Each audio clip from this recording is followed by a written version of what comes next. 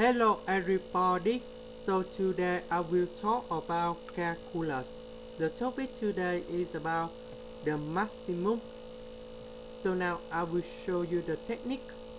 Choose sides of a triangle are of length 8 centimeters. Find the length of the third side so that the area is maximum.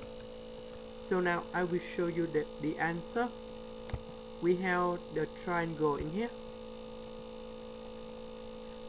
but we know that two sides that should be about A. So the third one we put about B. The question they ask, find the length of the third side so that the area is maximum. So the formula of the area in this situation, we have A equal to 1 over 2 A squared, and we have sine alpha. Alpha I will put in here.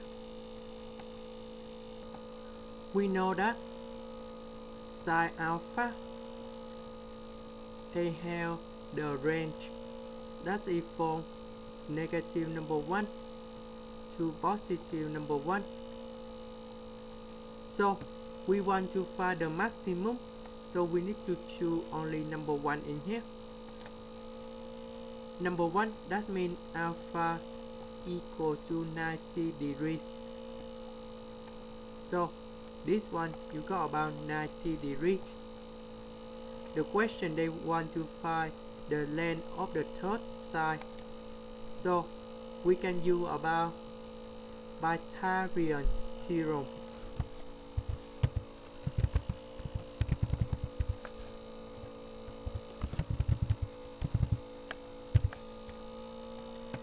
So we got about A squared plus A squared equals to B squared. So this one you got about 2A squared equal to B squared,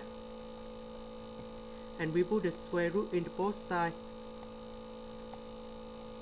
and that's the final of the question.